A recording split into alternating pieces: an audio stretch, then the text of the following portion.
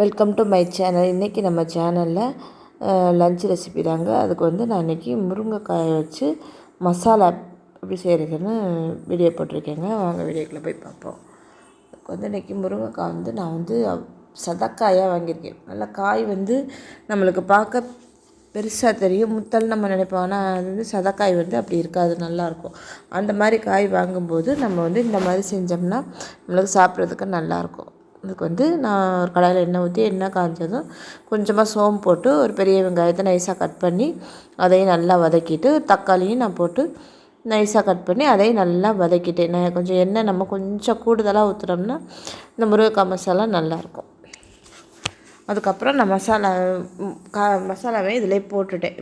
தக்காளி நல்லா வதங்கினதுக்கப்புறம் கொஞ்சம் மஞ்சள்தூள், ஒரு 1.5 ஸ்பூன் மிளகாத்தூள் போட்டுட்டு கொஞ்சம் மல்லித்தூள் ஒரு 1.5 ஸ்பூன் போட்டிருக்கேன். போட்டுட்டு நம்ம எண்ணெயிலே ஒரு லேசாக ஒரு அரை நிமிஷத்துக்கு வதக்கினா போதும். நம்ம கூட வதக்கினோம்னா கரிஞ்சிரும். மிளகாத்தூள் வந்து கரிஞ்சிருச்சுன்னா அந்த டேஸ்ட்டு வேறு மாதிரி நல்லாவே இருக்காது.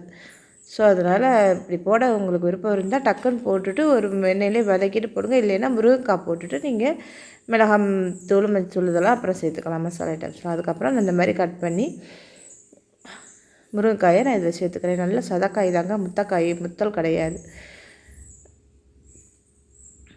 நான் கட் பண்ணி இதில் சேர்த்துக்கிட்டு தேவையான அளவு தண்ணி ஊற்றி நம்ம மூடி வேக வைக்க போகிறோம். அவ்வளோதான். மசாலாலாம் போட்டாச்சு. நல்லா போட்டு நம்ம நல்லா மிக்ஸ் பண்ணிவிட்டு கொஞ்சம் தண்ணி ஊற்றிட்டு நம்ம ஒரு மூடி வேக வைக்க வேண்டியதுதான். அவ்வளோதாங்க. முருங்கைக்காய் வந்து அவ்வளோ இரும்பு சத்து நிறையா இருக்குங்க முருங்கைக்காயில். கீரையில் இருக்கிற மாதிரியே அந்த சீசனில் தான் அது கிடைக்கும்.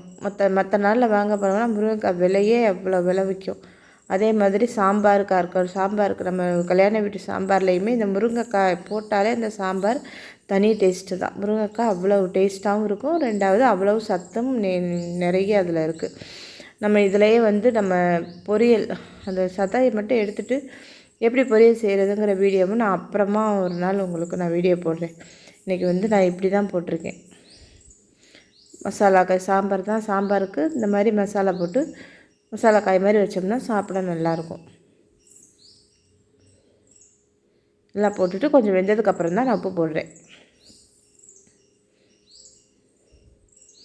காய் கொஞ்சம் பெருசாக இருக்கிறதுனால வேக ரொம்ப நேரம் எடுத்துக்கணும்னு நினைக்க வேண்டாம். நம்மளுக்கு எப்பவும் சாதாரணமாகவே முருங்கைக்காய் வேகிற டயத்தில் இதுவும் வெந்துடும். இது சதக்காய் தான், முத்தல் காய் கிடையாது.